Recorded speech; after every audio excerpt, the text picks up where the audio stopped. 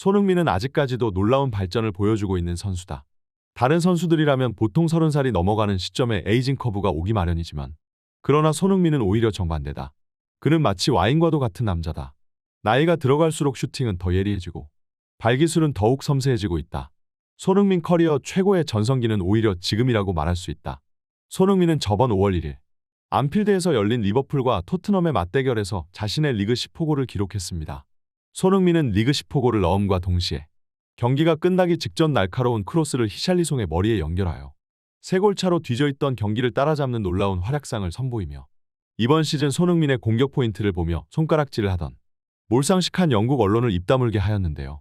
특히 리버풀의 감독 위르겐 클롭은 평소 손흥민을 굉장히 리스펙트하는 인물로 널리 알려져 있으며 이번 경기 시즌을 거듭할수록 더욱 날카로워지는 손흥민의 예리한 킥력에 경기 결과와는 상관없이 엄청난 찬사를 보냈는데요. 손흥민 최고의 전성기가 지금도 계속 진행 중인 이유. 지금부터 풋볼 랭킹과 함께 알아보시죠. 손흥민을 영입하지 못했던 것은 내 커리어 최고의 실수이다. 그는 환상적인 선수이자 한국 축구의 간판이며 세계 최고의 공격수이다. 한국인들은 그와 같은 선수가 있다는 것을 자랑스럽게 여겨야 한다. 마스크까지 착용하며 월드컵까지 뛴 손흥민의 정신력은 모든 선수가 본받아야 하는 것이다. 손흥민의 플레이를 직접 경기장에서 볼 수 있다는 것은 큰 특권이다. 과거 클롭이 손흥민을 언급하며 찬사를 보냈었던 인터뷰입니다.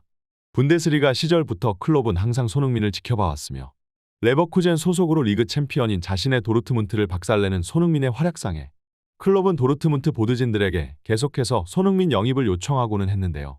그러나 손흥민의 몸값은 재정적으로 풍요롭지 못한 분데스리가 클럽에게는 감당하기 힘든 것이었고 결국 손흥민은 레버쿠젠을 떠나 토트넘으로 이적하고 말았습니다.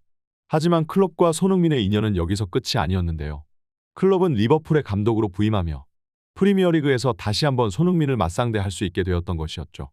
클롭의 라인을 높게 끌어올리는 전술 성향은 리버풀에 와서도 마찬가지였고 프리미어리그에서도 유럽 최고의 침투 능력과 결정력을 가진 손흥민의 좋은 먹잇감이 되었는데요. 리버풀과 토트넘 간의 맞대결은 항상 다득점이 터지는 흥행보증수표 같은 경기였고 손흥민은 리버풀을 상대로 매번 골을 꽂아 넣으며 도르트문트 킬러에 이어 리버풀 킬러라는 별명까지 얻게 되었습니다.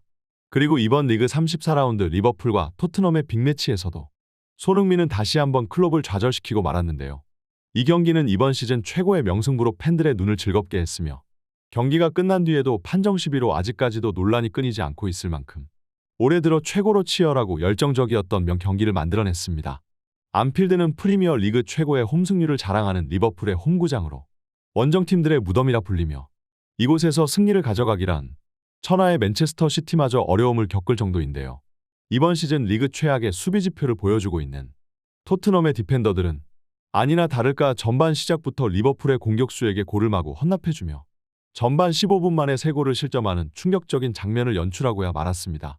토트넘은 저번 뉴캐슬전 6대1 대참사를 당한 적이 있었고 그 경기 고작 20분 만에 5골을 허용하면서 토트넘 역사 최악의 5점을 남겼었는데요.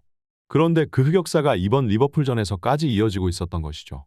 토트넘 팬들은 팀의 3번째 실점을 보자마자 관중석에서 일어나 경기장을 빠져나가기 시작했습니다. 그 정도로 토트넘의 경기력은 형편없으며 이 경기를 따라잡으리라는 일말의 기대조차 들지 않았던 것이죠. 하지만 사실상 토트넘의 패배가 확정된 것이나 다름이 없었던 이 경기를 다시 한번 리버풀 킬러 손흥민이 기적을 쓰기 시작했는데요. 전반이 끝나기 전 해리케인은 간신히 추격골을 집어넣었고 전반전 아쉽게도 골찬스가 번번이 무산되었던 손흥민은 후반전 본격적인 골사냥에 나서기 시작했습니다. 해리케인이 기록한 추격골로 인해 리버풀의 공세는 사그라들었고 토트넘은 전반전보다 더 많은 기회를 잡기 시작했는데요. 그 중심에는 손흥민의 날카로운 뒷공간 침투가 있었고 세계 최고의 센터백인 반다이크조차 손흥민을 막아내는데 애를 먹었습니다.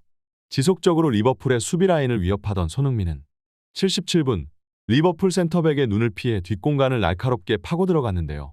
이를 포착한 로메로는 롱패스를 손흥민에게 연결해줬으며 손흥민은 이 길게 떨어진 패스를 고난이도의 퍼스트 터치로 완벽하게 잡아놓으며 반다이크를 완전히 따돌린 채 알리송과 1대1 찬스를 맞이했습니다.